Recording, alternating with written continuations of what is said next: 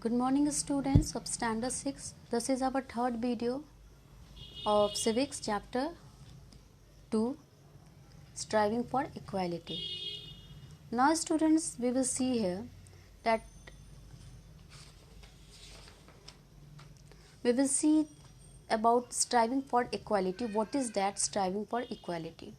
So India gained freedom in 1947, but our constitution makes us realize that political freedom was meaningless unless it was accompanied by social and economic inequality. They made the provisions for the right to equality to all the people of India. So when our India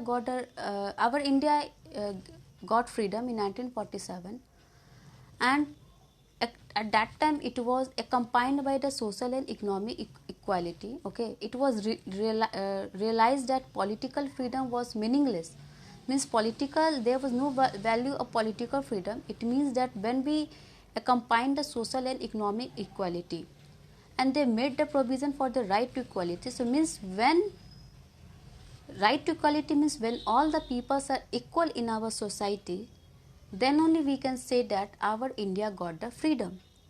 The Constitution of India contains all laws, rules, regulations of the land.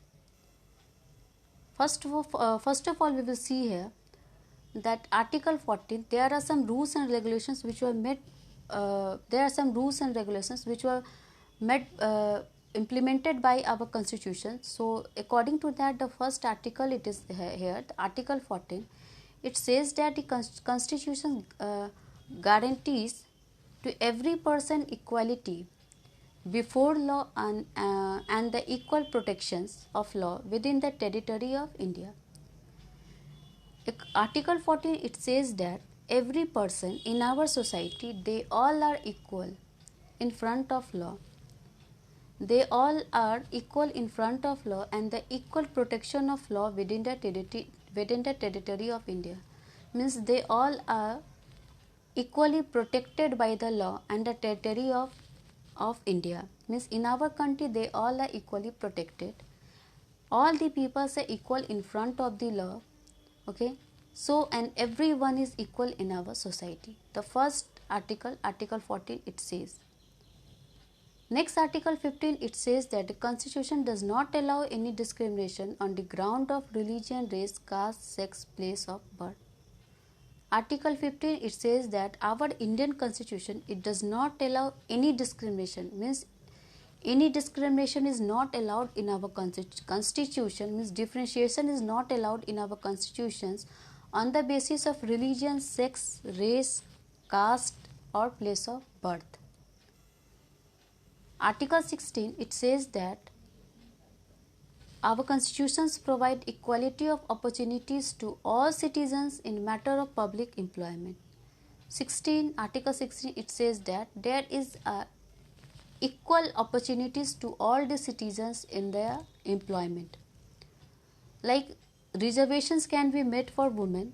For women, reservations can be made for women, children, STs and SCs also, as well as backward classes also. The seats are reserved in their public employment.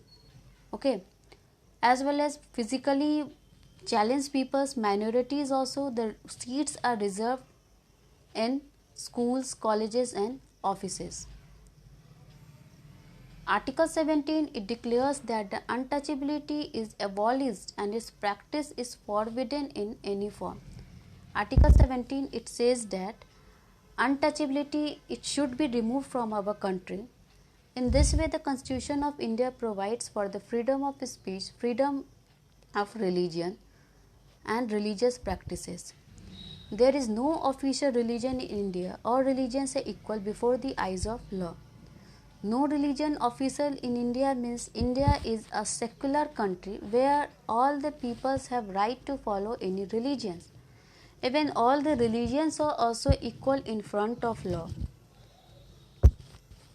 In this way, the Constitution of India provides for the freedom of speech, right to freedom of religion and religious practice. There is no official religion in India. All religions are equal. This secular aspect of India strengthens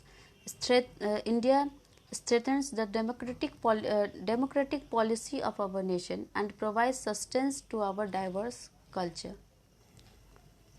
Now we will see here the short answer questions. The first question is, what are the adverse effects of prejudice?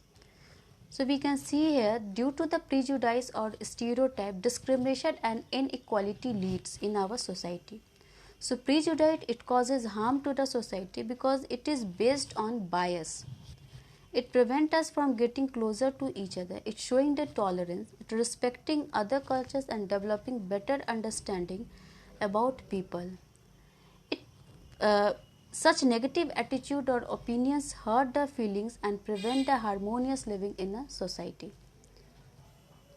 Next question is, define the term stereotypes or give two examples. So stereotypes means, the term stereotype, it is derived from the Greek word stereos, which means form, and typos, which means impressions. Stereotypes means when we fix a preconceived idea about somebody else is called as stereotypes. It is a popular belief about specific social group or type of individuals. As for examples, we can see here, the people who speak in English, they are superior rather than the people who speak in Hindi. Fair skinned girls are more beautiful than the dark ones. So these preconceived notion is only called as a stereotypes, that without knowing other people's, okay, we just fix the image in our we form the image about somebody else.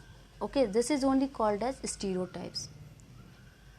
Next question is, why does the Indian Constitution provides for special provisions to uplift the untouchables?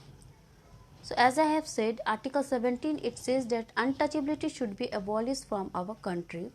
So Indian Constitution, it provides special provisions to uplift the untouchables. It declares that untouchability is abolished and its practice is forbidden in any form. Second, Article is 16, it gives power to the state to make special provisions like reservation in the legislative, educational institutions and public sector jobs. Means in our constitution, everyone should get equal opportunities for getting jobs. In the public employment, everyone should get equal opportunity. The seats should be reserved. Like ST/SCs, women's children, the seats are reserved in the school, colleges as well as public sectors also. So thank you students and have a nice day.